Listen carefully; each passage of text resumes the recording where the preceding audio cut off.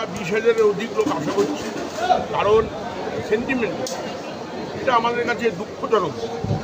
আমি 1993 সাল 14ই আগস্ট আমাদের এই সভাটা হওয়ার কথা, কিন্তু তৎকালীন রাজ্যপাল নুরুল হাসান মারা যায়।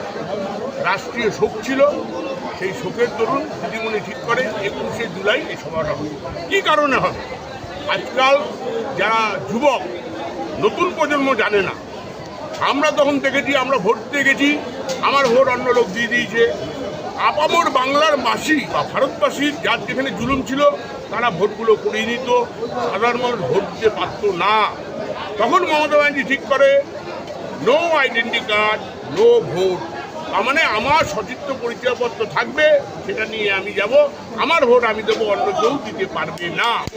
সেই সময় সেশন ছিল আমাদের নির্বাচন কমিশন, তখন উনি এটা ইমপ্লিমেন্ট করেন। আমরা তারপর থেকে আই কার্ড পাই, আমার ভোটটা আমি চাই। আর 21শে জুলাই দেখুন, বহু পূর্বের দিয়ে টানতে হয়। 77 সালে বামফ্রন্ট আসার পর থেকে এমন কোনো দিন ছিল না আমরা হসপিটালে যাইনি, মর্গে যাইনি, শ্মশানে যাইনি, কবরস্থানে যাইনি, পোস্টম্যাডামে যাইনি।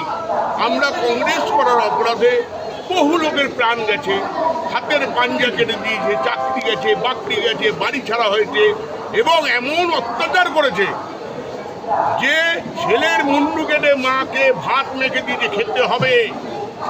আপনারা মহিলা, আরও এমন এমন কিছু কথা যেটা আমার ভাষায় বলা যায় না, সেগুলো আমরা ব্যক্ত করতে পারছি না।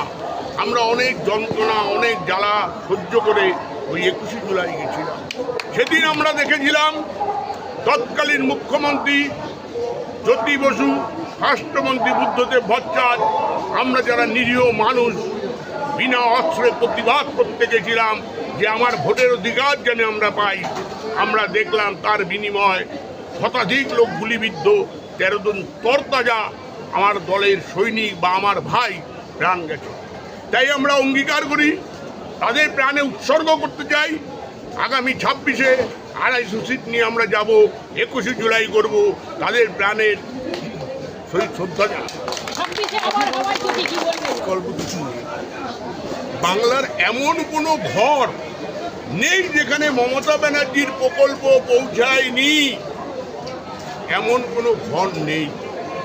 তাই সবাই চায়, বাংলার মানুষ চায় যে বাংলায় মমতা ব্যানার্জি থাক। আর একটা নতুন করলো,